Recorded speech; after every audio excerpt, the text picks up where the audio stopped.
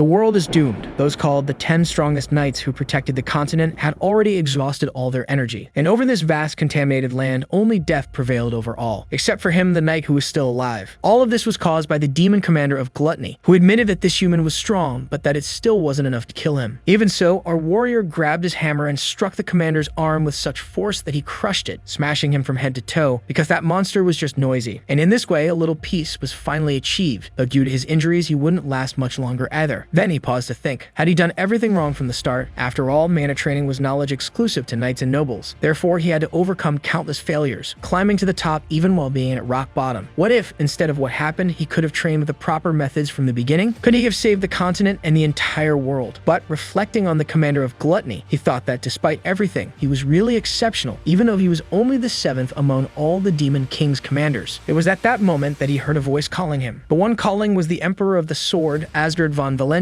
saying that he would die soon. But before that, he wanted to ask a question. Why didn't Tiny flee the battle, since he lived in the slums and had nothing to protect? Tiny replied that fleeing a battle was shameful, for a man must always be confident. Upon hearing this, the old man burst into laughter, saying that Tiny should trust in the talent that made him one of the 10 strongest knights solely through his pride. And then he began to speak strange things as if leaving a message. He said that when he returned, Tiny should find him, but not immediately, because otherwise even he wouldn't believe it. The Emperor then revealed a family secret. His daughter's birth name was Leela, a tribute to the flower he and his wife liked. However, he admitted that in truth, he didn't actually like that flower so much. He asked that Tiny not forget this information, as it would be a code only he should know. And with that, the Emperor's consciousness faded. At the same time, Tiny woke up in a familiar room, thinking that everything had been just a dream. But in fact, he was reliving a terrible past where invaders took his sister, who died taking care of him. She had been beaten while trying to protect Tiny, who was hiding a ring. At that moment, Wolf's men arrived, angrily kicking the door. Tiny, with his frail body, could barely move, and his sister was brutally attacked. One of the men, while kicking her, remarked that corpses had value, as there were people who liked to play with them, and that brought in good money. Tiny, unable to move his arms, desperately wanted to protect his sister, at least this time. Then, with all his effort, a blue energy surged from his hand, and he managed to move. In one leap, he threw himself at one of the attackers, determined not to let them take his sister.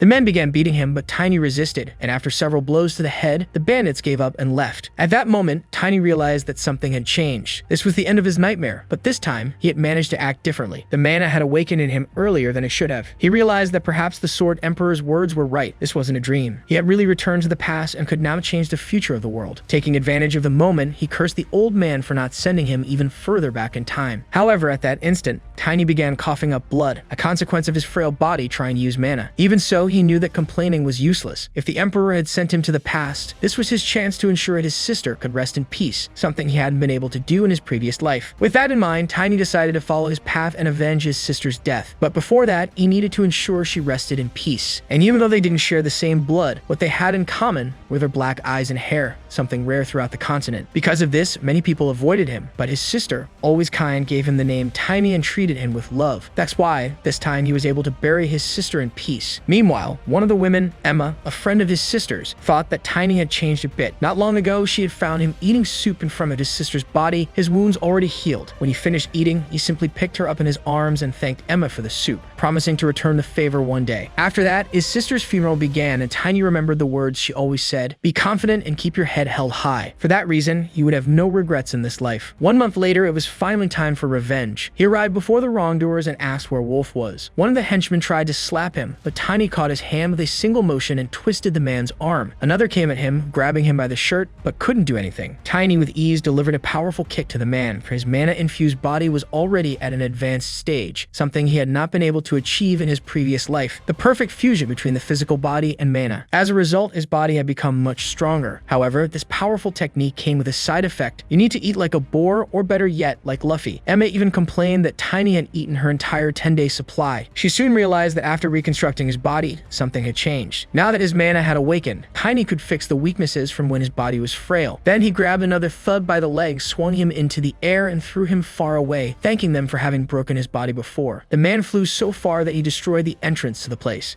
Now Tiny was determined to finish off everyone there. The other criminals mocked him, asking what a kid would do without a weapon. Tiny then pulled at one of the fallen men's legs, saying he had just found one. He started using the man's body as a weapon, whipping one against the other, defeating everyone on the lower level. Next, Tiny called the Raider brothers, who were upstairs, to come down and fight him. Before jumping down, one of of them remarked that Tiny was a mana user and that a body like that should be worth a fortune. Then they leaped toward him. While messing with the broken body of one of the men, Tiny remembered his situation from the past when an old man was shocked to see him use a person as a weapon, commenting that he had no class. For that reason, this same old man taught him hand-to-hand combat. When the thugs arrived, Tiny easily dodged and punched the first one in the face. The second, who came to play, took a shin kick. Tiny jumped on him, threw him to the ground, and finished him off with a kick, like those combos from Dragon Ball. Meanwhile, the invaders' leader, Wolf, asked who was there. Tiny recalled that in his past life, he had discovered that Wolf was a pimp belonging to the Beastmen tribe. Even among them, the silver werewolf he transformed into was even more special, as it indicated the direct manifestation of the Beastmen royal family's bloodline. In the past life, killing him had been a huge challenge. But this time, Tiny arrived calmly, asking if Wolf was already shitting himself in fear. Enraged, Wolf began to transform, determined to finish the boy. When he finally transformed, Tiny noticed something was off. He didn't have the silver fur. So Tiny asked what kind of mutt was standing before him. Even so, Wolf charged at him, but Tiny easily dodged, finding him slow compared to what he had faced before. Seizing the opportunity, Tiny grabbed Wolf's jaw and using mana, broke it with a snap. He recalled when a Beastman friend had told him that this was how to deal with their kind. Wolf kept attacking, but Tiny dodged everything with ease. To him, Wolf was nothing more than a barking dog that didn't bite. And that's when the beating session began. His friend had said that when it came to Beastmen, you just had to keep hitting them until they got tired, as they could regenerate from almost anything. So Tiny decided to enjoy himself beating the little wolf. Tiny delivered a kick so strong that it forced the guy to fully de-transform, sending him flying into a wall. Now he wasn't just going to break his spine. After all the massacre, Tiny stood there thinking that perhaps this would bring some comfort to his sister's soul, as if it were up to him, Wolf's head would already be rolling on the ground. However, now that he was all beaten up, begging for Lady Arena's forgiveness. Meanwhile, Tiny simply asked what Beastman like Wolf was doing there. Amidst the chaos, Tiny ended up finding a strange stone on the ground. When he picked it up, he immediately sensed demonic ki, as there was a white wolf chained inside the stone. Seeing this, Tiny recalled a long time ago in the Elven Forest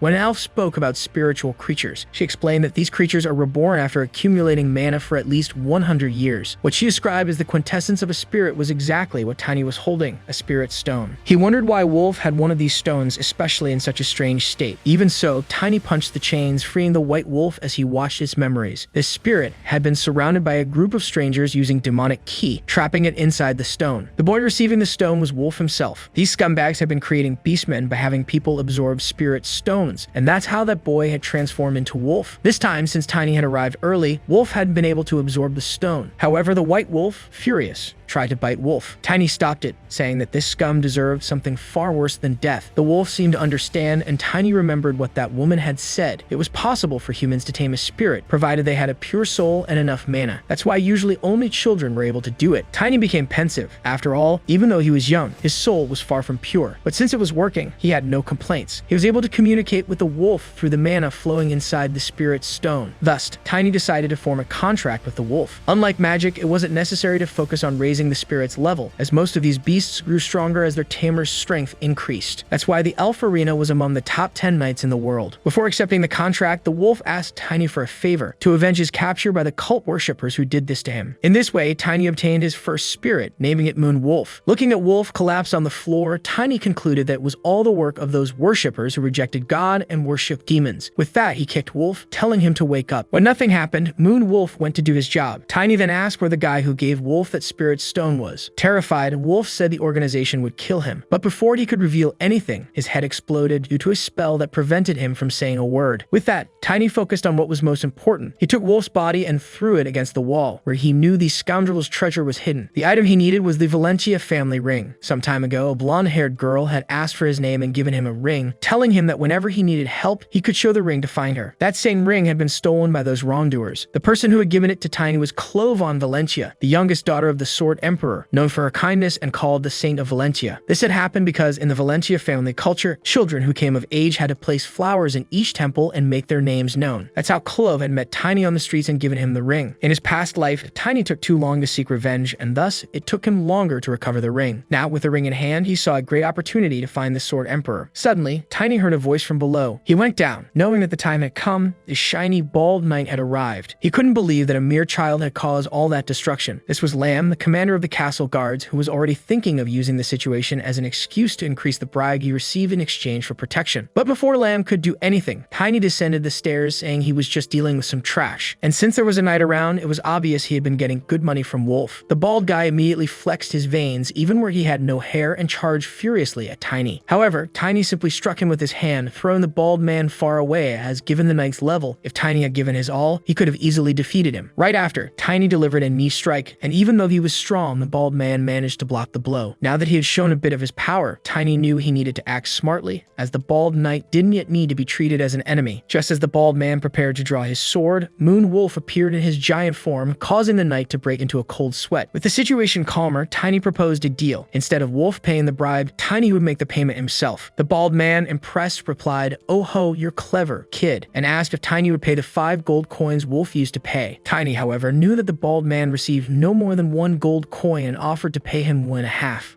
If the knight didn't accept the offer, Tiny was ready to end the negotiations and start a fight. Of course, the bald man backed down and agreed, stating that the last day of the month would be the due date. As he left, the men who had called Lamb questioned him, "Mr. Lamb, are you going to betray us?" To which he replied, "Money speaks for me, friend." At that moment, Tiny tossed a coin to Lamb and said that since the owner had changed, he should set a time to greet the new lord of the estate. Even though Lamb had left the scene, it was clear that there would be no more paydays for him. As for the 3 defeated thugs, Tiny gave them a mission: gather all the residents of the place. If anyone tried to escape, Moon Wolf would have a good meal. And so the 3 big men ran off. If everything went according to plan, taking care of that place wouldn't take more than a week. An hour later, the 3 had brought everyone together. As soon as she arrived, Emma ran, thinking someone had beaten Tiny again. In reality, the blood on his hands was Wolf's, who was already lying dead nearby. The crowd panicked, thinking they wouldn't escape punishment. Everyone knew that the estate lord was behind Wolf. Then, with firmness, Tiny declared, "Challenging the nobility is a grave sin, and that's why the estate lord is going down too." Cut to the guards, commenting that they hadn't seen Sir Lamb in days. In fact, he was on probation, as there had been an incident involving crazed lunatics claiming they were chased by a giant wolf. In that episode, their leader was so disfigured that they couldn't even recognize him. Moreover, all the money had disappeared. Even so, the guards didn't understand what Lamb had to do with it. The problem, however, was that Lamb's negotiation with the new boss hadn't gone well. All the shops and businesses in the city were closed, and the estate lord was furious, calling the leader to resolve the situation. Tiny, remembering his past life, knew that even after examining the account books, nothing suspicious had been noticed at the time. At the lord's request, he handed over the book and half of the fortune. But now things would be different, as Tiny had understood that there were nobles who crushed other nobles. And it was precisely because of that account book that the estate lord was in trouble. With that, Tiny declared to the people, "Now you're free. If you want to get revenge or vent, this is your last chance to take a few hits on the guy." The women couldn't resist and all went to kick the headless leader. Additionally, he allowed everyone to take as much money as they wanted from Wolf's treasure to flee. Before they left, Tiny made it clear, "If you dare commit crimes for money or reveal what happened here, our friend Wolf will tear you apart piece by piece." He then asked Emma to leave the estate and go to Diane with the others, as Tiny still had another place to go. And so Tiny thanked everyone, declaring that from that day on, the red light district of Invader was closed. Meanwhile, the guards discussed the arrival of the new leader, whose name was Tiny. When he appeared, they were perplexed and asked,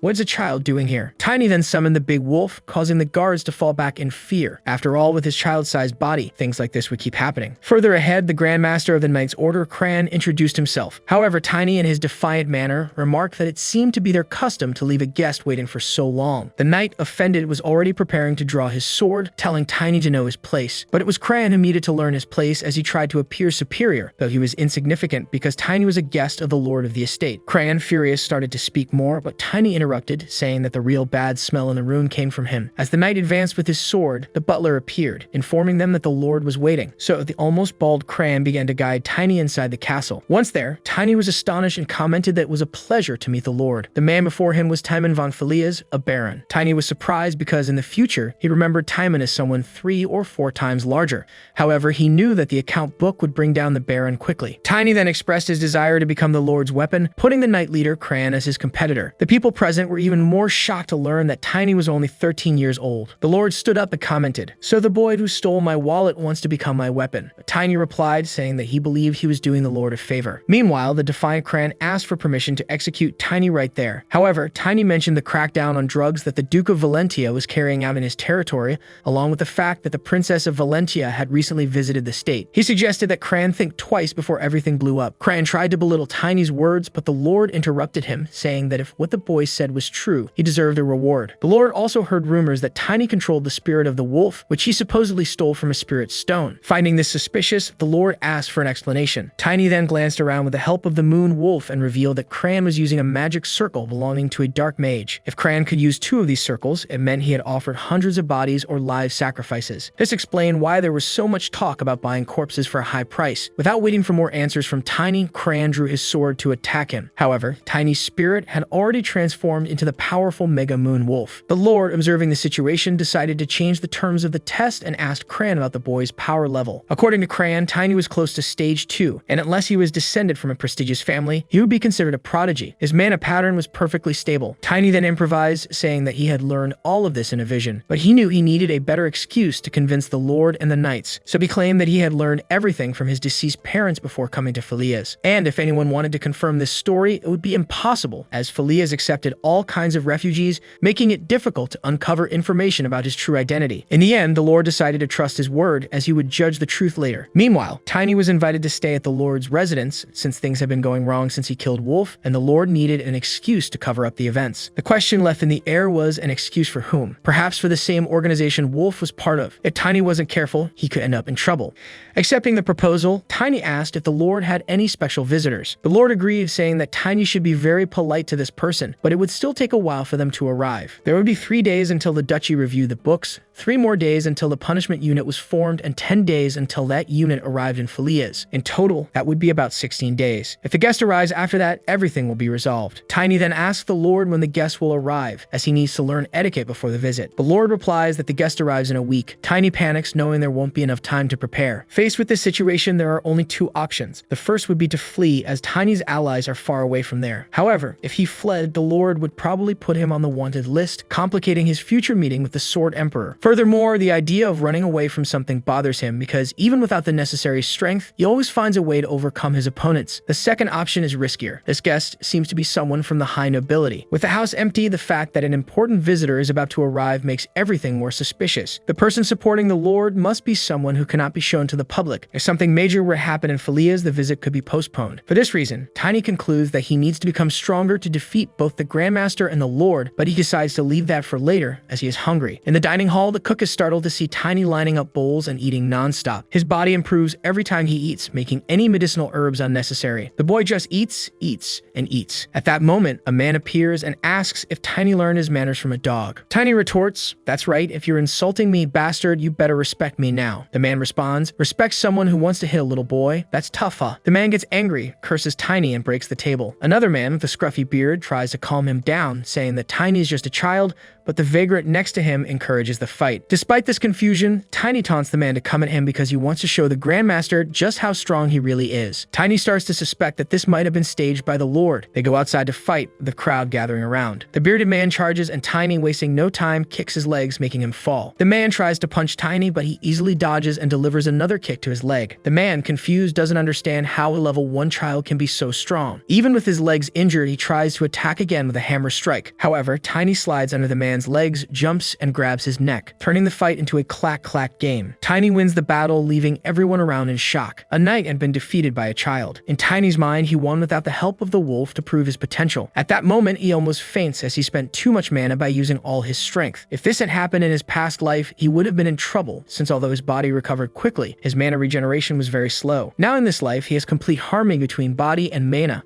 allowing him to train as much as he wants and become even stronger than he was in his previous life. Later, the Lord comments that the information Tiny provided about the duchy's movements was accurate. He offers Tiny a veal steak, stating that the boy has a promising future. The only downside, according to the Lord, is that there aren't any good enough masters to train a genius like him. Tiny, however, responds that he has heard that the greatest knights in history grew up on their own, and what led them to follow that path was the presence of a great Lord to guide their steps. The Lord is impressed by this answer, noting that both in the Empire and in neighboring kingdoms, features like Tiny's ear shape, black hair, and eyes are extremely rare. He now understands why he never imagined that a foreigner could be so valuable. Tiny, for his part, doesn't understand much of the conversation, and according to him, someone will explain the details later. However, Tiny believes that his current strength is only possible because of the power of the magic circle, but he knows that one can never predict when the demon will strike again. In his past life, Tiny was abandoned and lost the magic circle. He continues to reflect on this as someone informs him that a certain person is eager to meet him. After this conversation, Tiny goes to the training field, full of thoughts, but he knows he needs to focus on one thing. The Lord is in the second circle, and the Grandmaster is in the second stage. Therefore, Tiny needs to reach that level within 6 days. 3 days pass, and his small body is already much stronger, with movements far better than before. Perhaps the problem in his past life was his monstrous size. He realized that he only wanted to be big and strong, which caused his body connected to mana to respond to this unconsciously, breaking the harmony between body and mana by growing too much. But this time, he realizes he doesn't need to be that big. At that moment, 2 men arrive to train, but upon seeing Tiny, they quickly flee. Shortly after, the captain appears, ordering him to follow,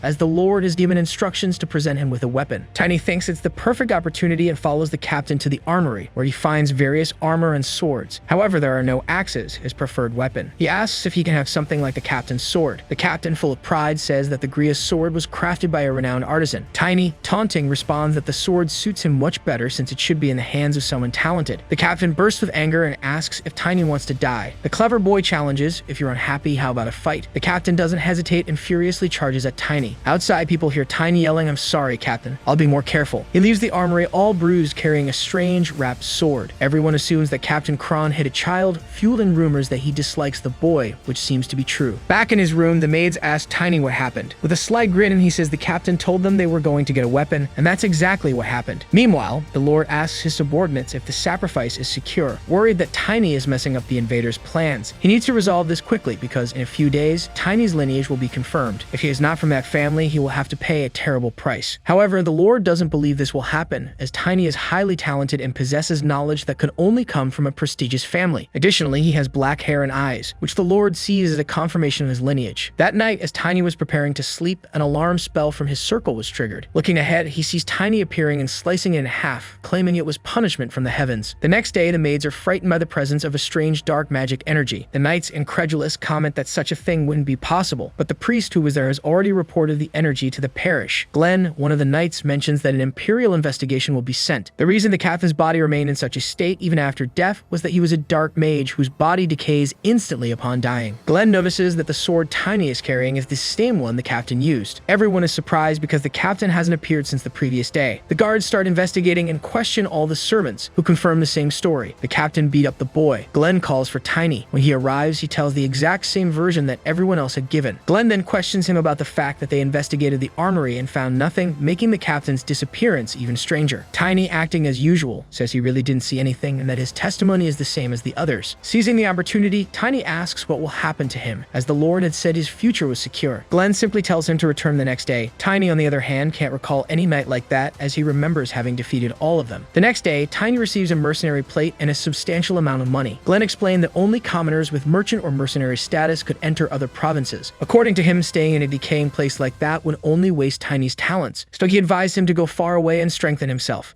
At that moment, Tiny understood why he hadn't seen Glenn in his past life. He had probably left before everything happened. Grateful for everything, Tiny thinks that now that the Dark Mage is dead, the Imperial family will have to act. Since the duchy didn't come to them, Tiny will have to seek them out personally. Before leaving, Glenn bids farewell, asking Tiny not to forget him, though Tiny didn't even know his name. Glenn introduces himself as Glenn Libery, but asks to be called simply Glenn. Tiny departs, thinking he left an unsolved problem in that knight's hands. Now that he has the mercenary plate, he decides to go to the guild to get a horse. However, the wolf immediately appears, ready for Tiny to ride. The wolf takes on a smaller form, as spirits tend to materialize at the size they had in life, but can adjust to the sorcerer's proportions. When he mounts the wolf, Tiny feels his soul and senses merging with the animal. With everything ready, they set off, with new adventures awaiting beyond the forest. Tiny decides to head to Karun quickly, as is where the first catastrophe will occur. In his past life, many catastrophes arose one after another, weakening humanity's power. It all began with the disappearance of Karun's relic, and Tiny needs to prevent that from happening. The relics of humanity were granted by the goddess, known as the 7 Sacred Relics. The problem is that these relics will be stolen, but this time Tiny will not allow that to happen. He plans to join the army in battle, as the first catastrophe will occur in the Sea Kingdom of Karun. Before that, however, he decides to visit the Duke's house. Meanwhile, in the city at night, a strange figure arrives, putting everyone to sleep and using magic to question Glenn about what he knew regarding the Lord's death. Glenn shares what he knows, and the man puts him back to sleep. When Glenn awakens, one of the guards reports that the Lord's body has disappeared, complicating the investigation even further.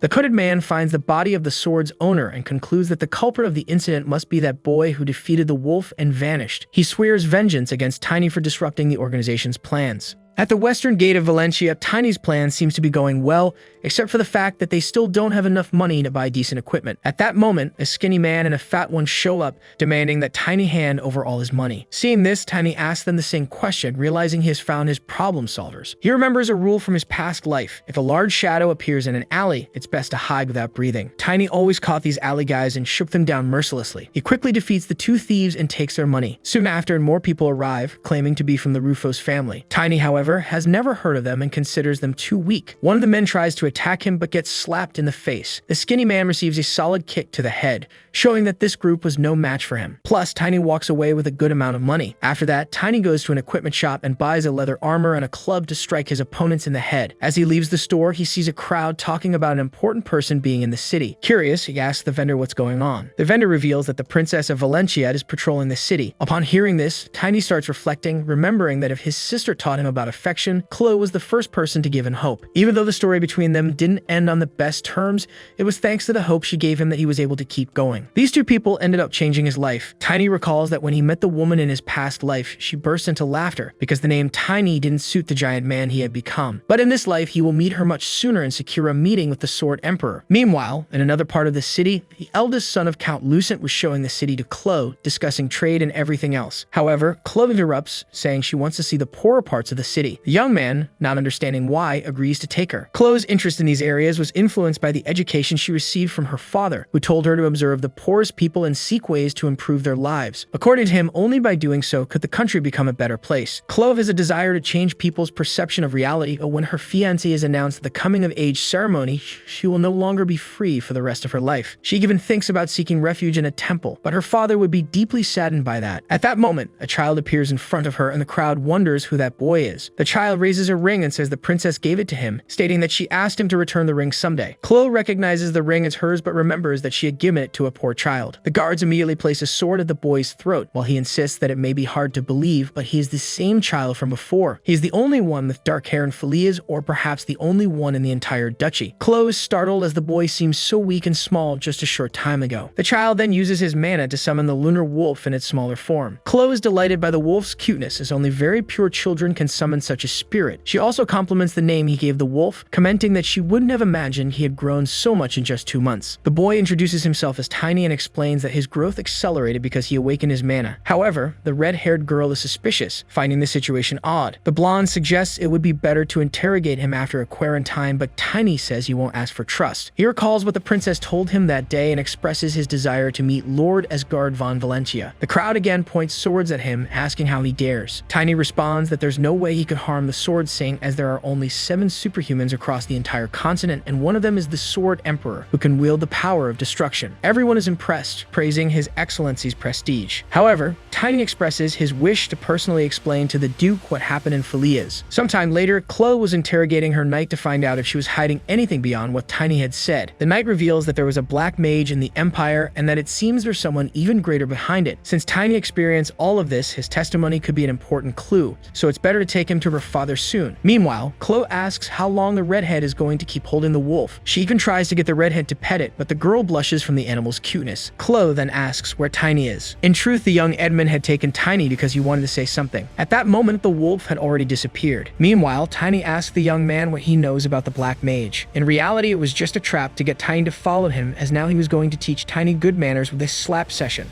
However, on the first slap the young man tried to deliver, Tiny grabbed his hand with one of his own and didn't let go. Tiny only let go after scratching his ear and asked if, by bringing him there, he had prepared something interesting. So Tiny followed the young man. Meanwhile, the red-haired knight rode out on horseback looking for them because, according to the princess, the spirit disappears when the master is getting too far away. Outside the castle, they arrived at a place where the Rufus family lives. The man there was asking if Tiny had come for the product. However, Tiny wasn't interested in any of that. What he wanted was for the strong men to educate that commoner. One man tried to say something and got slapped in the face for questioning orders. When the other men stepped forward to face Tiny, they realized he was the same boy from earlier. They were terrified and told the boss that this was the boy who had defeated them. The boss grabbed a club and rushed at Tiny, but Tiny pushed him back with a single blow, asking if that was all they had. He was ready to take down everyone there. However, before he could do anything, the men were already passed out from fear. The 2 remaining ones didn't want to fight at all. Sometime later, the redhead arrived and saw that everyone had been defeated, while Tiny sat atop a chest reading. He handed the chest to her, which contained a book of bribes lives as those men had been involved in human trafficking. With that, the stupid blonde wouldn't be able to fool anyone anymore. After that incident, the foolish blonde was expelled from the duchy, and finally, Tiny was ready to meet the Sword Saint. In truth, the young Edmund had taken Tiny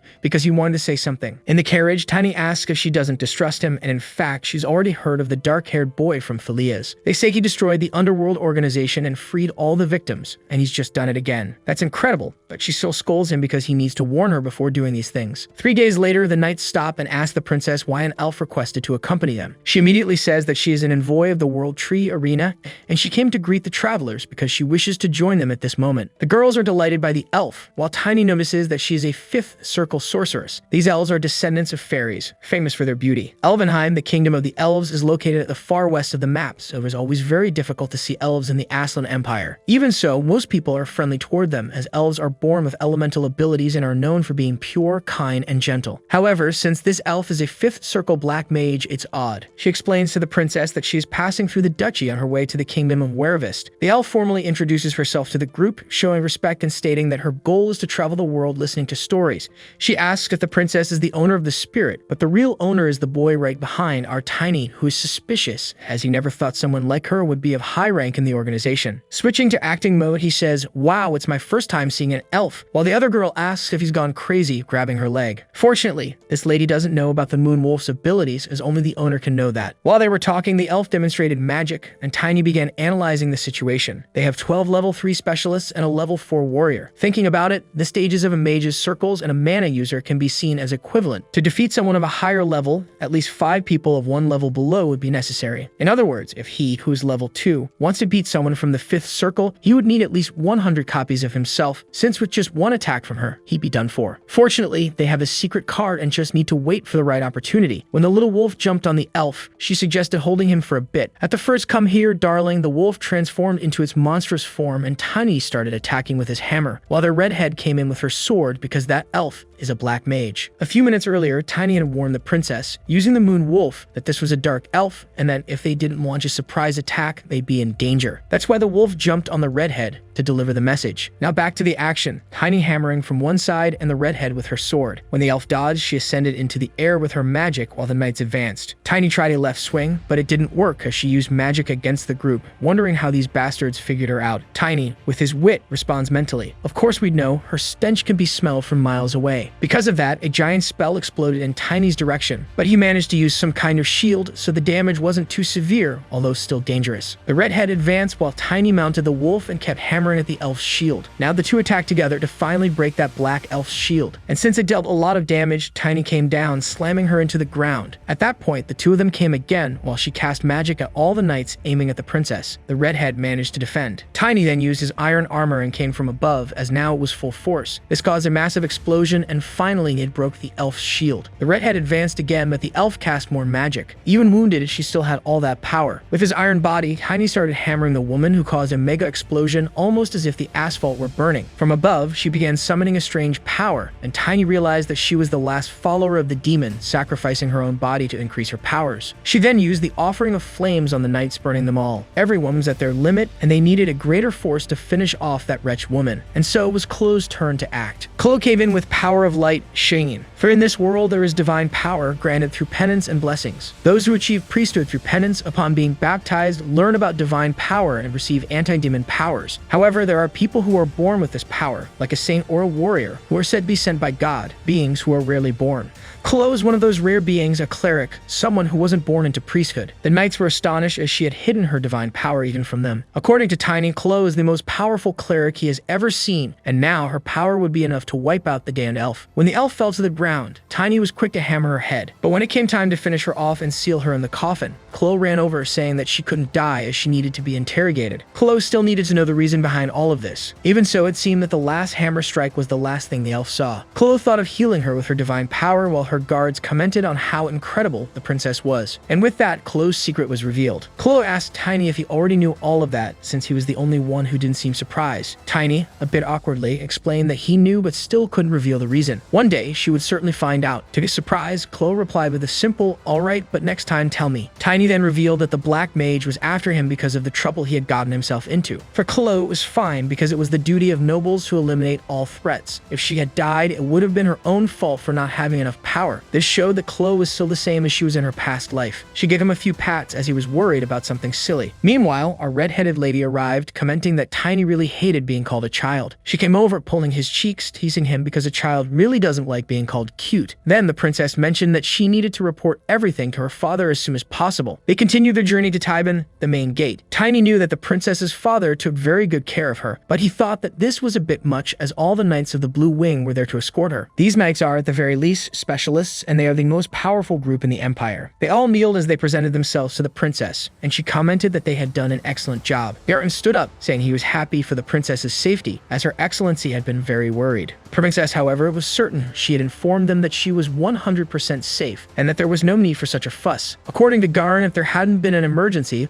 the Lord would have come personally. The truth is, about a month and a half ago, the Tempest family's relic disappeared, a relic that is always with her father. When Tiny heard that, he immediately asked if the relic was an artifact. Not even Chloe knew, as it's a secret that can only be passed down to the head of the family. Faced with this, Tiny believed he knew the reason behind the relic's disappearance and asked to see his excellency, saying that he would reveal what he knew. Shortly after, Garin asked who that boy was. According to the others, he was incredible, and they said he was the one who had captured a Black Mage. Moreover, he's almost at the level of an expert. Garin was astonished as not even the 7 great knights had reached that level at such a young age, so he concluded that Tiny was either a genius or, more likely, a monster. Reflecting on this, the big man finally remembered that Tiny was the boy who had brought the letter from Philias. On the way, Chloe was admiring the landscape. Tiny asked if she liked those lilac flowers, and she told him that her father and her late mother had also loved them very much, and that's why she had been given her name. Our redhead also commented that the love between the Duke and the lady was quite famous. While they talked about this, Tiny recalled his mother's last words. In truth, he didn't like that flower, but she had asked him not to forget that detail. Surely, he wanted to keep that a secret. Either way, he knew he needed to find the Sword Emperor to establish his training and figure out a way to become stronger. After all, if he didn't at least reach the level of a commander, he wouldn't be able to help with anything. In this life, Tiny was determined to destroy everyone who stood in his way. Finally, they arrived in Valentino, where the mansion of the Duke of Valencia is located, one of the largest in the Empire. Upon arriving, the guards were all joyful, while the princess asked if this was Tiny's first time there. At that moment, a bearded man appeared, shouting, "Chloe, my daughter, are you all right?" And she, embarrassed, replied, "Oh, stop it. Everyone's watching. This is so embarrassing." After being scolded by his daughter, the man thanked the knights and announced that a banquet was awaiting them. Then he asked who the boy was, and Chloe answered that she had already mentioned him, saying that Tiny was the boy who would talk about the Black Mage. Tiny stepped forward, saying he knew where the Tempest artifact was. The crowd was surprised, murmuring, "Oh boy, he spilled the beans." At that moment, the swordsman called the boy cheeky and exerted pressure on him, but Tiny resisted, despite the pressure from the man's soul. Even so, the Emperor remarked that Tiny still had a lot to learn before reaching his former level. He also mentioned that among the 7 knights, Estina had the highest proficiency, and Jurek could have reached that level. With that, the Emperor dissipated the tension and asked if Tiny was alright to speak about the artifact at that moment. Chloe, for her part, commented that Tiny was just a child and might not know what he was doing. But either way, the Emperor said he needed to have a conversation with him. In the room, the Emperor asked if Tiny knew anything about the disappearance of the Tempest artifact. Tiny confirmed and in his thoughts reflected that Tempest is one of the few ancient words he knew, meaning time or opportunity. If the artifact disappeared a month ago, perhaps his power was to turn back time.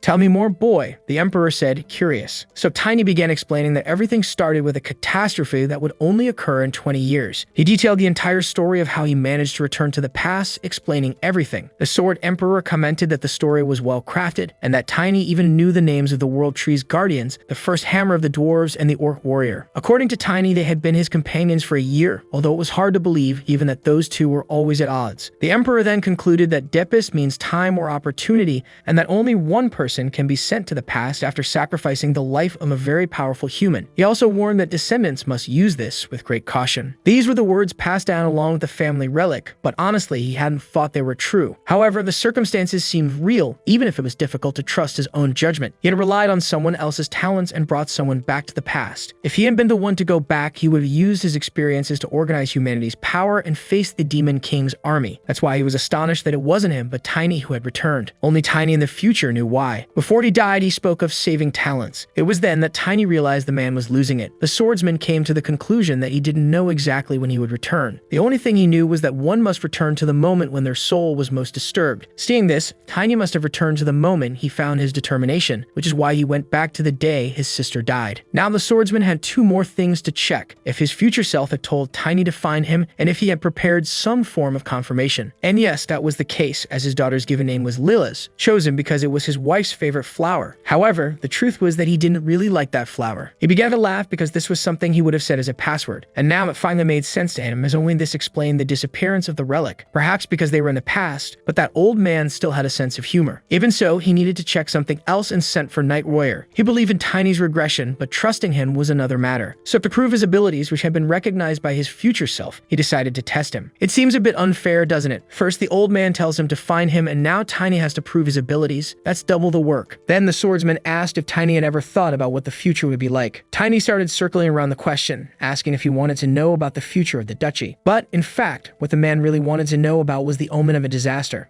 He also warned Tiny to never tell people about the future, as humans evolve through their mistakes and failures. The swordsman took pride in having taught his children the right path. With that, Tiny felt relieved, as he only knew a little about the princess. In the past, Tiny had faced many difficulties and couldn't get close to the aristocracy. The man's eyes widened and he exclaimed, "What?" He had no idea what might happen in the future. The only thing he knew was that the nobility would become a mess. As the man became agitated, Tiny asked what else he wanted to know. Since Tiny was an ally from the future, the least the man needed to know was what the heck had happened, because, seriously, what a mess. So it was better for him to remember things correctly before getting beaten to death. That night, Tiny found himself in trouble with the old man because he couldn't remember much of anything. What he knew, aside from what he had personally experienced, were just rumors or stories told by his comrades. The old man, irritated, asked if there was any useful information at all, at least. In the end, the only worthwhile thing was about the warrior and the saint who appeared according to the oracle. The warrior's name was Crombell, and he was 20 years old. So the old man said, then I'll train him. The problem was, if Crombell was from 20 years in the future, right now in the past, Crombell hadn't even been born yet. The man became desperate, thinking of blaming his future self. So he asked the butler to bring Drexler instead of Royer, because there was someone present who deserved punishment. Drexler was the vice captain of the Blue Wing Knights, level 5 of the upper rank. The old man stated that the boy needed to be tested to see if he was worthy of his trust. Drexler was shocked because he would have to fight a child. Immediately, thoughts started running through his head. Oh no, I'm going to get fired. How will I support my household without money? The old man scolded him, telling him not to get lost in useless thoughts, as this was a very important matter. When Drexler looked at Tiny, he saw that the boy was probably around 10 years old and already at level 2. Even so, the old man ordered the vice captain to introduce him to the artisan who made the hammer. He quickly gave several tips to improve things. Then the old man hurried, saying that if Tiny didn't perform well, there would be no deal, and he asked Drexler to hold nothing back and fight with full force. In the end, it was decided that if Tiny landed at least one hit, the promise would be fulfilled. They began preparing, and the old man stopped to think that Tiny had a unique way of handling his mana. If it were him, he could also become a specialist far beyond the limit. But still, it was that child who returned, and there must be a reason for that. The battle began. Tiny summoned the Moon Wolf and charged forward. The captain came in with his hammer, but Tiny dodged and managed to land a hit on his shoulder armor. Drexler found it amusing and leaped up, smashing everything around, while Tiny evaded using the wolf, deciding to compete in speed. Drexler then launched a big attack on the ground, destroying the pillars from which Tiny had been jumping, almost hitting him in the face. Tiny concluded that Drexler specialized in defense, which allowed him to predict all his movements. Even so, he dodged everything, literally. Drexler was impressed, but still said it wasn't enough. The old man shouted at Drexler to stop stalling. Drexler then used his soul weapon, leaving even the old man speechless, and ordered him to stop. But Tiny advanced, and there was a huge explosion when their attacks collided. Shortly after, Tiny was sent flying, and both men were concerned about what had happened. The only thing Tiny said was, "I won," since at the height of the attack, he had thrown his mini hammer toward the vice captain,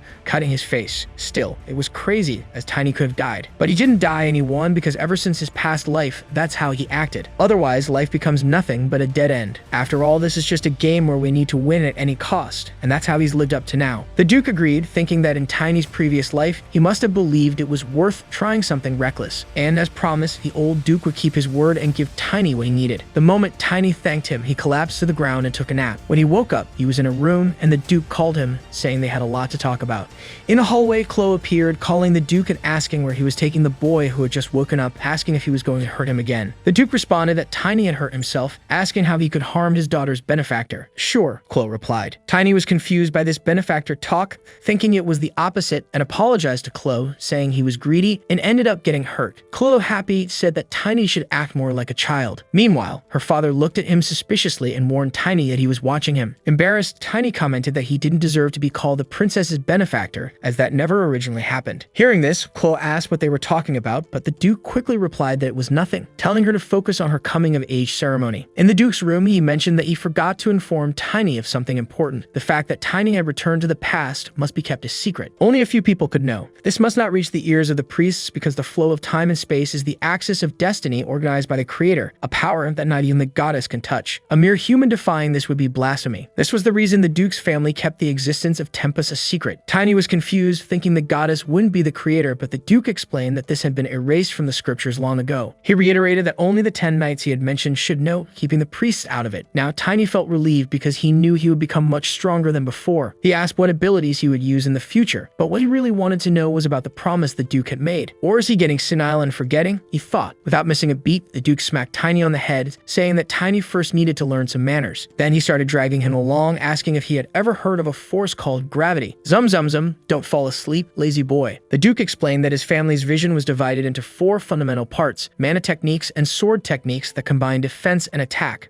a method to acquire attributes in 3 steps, and a method to gain aura characteristics in 7 stages. Because of this, it made sense that Tiny's courage was so strong. And since Tiny uses an offensive weapon, he doesn't need sword training, although learning that monstrous defense technique would be very beneficial. The Duke went on to say that he would teach Tiny how to acquire attributes, and Tiny quickly responded, but it won't be defense, right? Changing the scene, the hooded figures discussed that Elaine was dead and the culprit was a child they believed to be a descendant of the Morse family. Their mission was to gather information on this boy, but they reminded themselves that, for now, Jerem's task was more important. Back to Tiny, he discovered that to acquire attributes, he must possess attributes. According to him, his body already had convenient attributes, but after the fight, the Duke checked and saw that even with a child's strength, Tiny was heavier than most knights. Thinking back in his previous life, the Duke probably wore heavy armor. The heavier the body, the heavier the armor. In other words, the more energy absorbed, the slower the movements would be. The reason for this, according to some warlocks, is something called gravity. If Tiny could master this attribute, the heavier his body became, the faster and stronger he would become. The Duke continued explaining that there is an attractive force between objects, which is mass. The heavier the object, the greater the attraction. What are you talking about, Grandpa? Tiny interrupted. Listen here, you brat. The continents have a great force that pulls them together. Tiny, confused, retorted, attract what with that? Are you sure you're eating well? Because if that were true, the world should be lying flat on the ground. The Duke, already irritated, replied, do you know why things fall from high places? It's always been like that, right? Tiny said, still not understanding. The Duke sighed, this is complicated, but if you don't get it, that's fine. Now let's learn what gravity is in practice. With that, he grabbed Tiny and took him to the top of a building. Now tell me why someone who climbs so high could fall. Gravity, Tiny answered. And there he went, tumbling down the wooden structure, learning firsthand what gravity is. In the middle of the fall, he called his moon Wolf, who luckily saved him, well, sort of. The Duke appeared shortly after, asking if Tiny had understood the force of gravity. Still a bit lost, Tiny listened as the Duke said, I think we need a little more practice. After much torture, Tiny woke up to find Chloe healing him, asking if he had become a specialist yet. Tiny, surprised, realized that the training had worked. Even the princess couldn't believe her father put the boy through such ridiculous training, where he had to keep falling and climbing over and over until he became a specialist. Tiny then asked if it was okay for her to be there instead of practicing for her coming-of-age ceremony.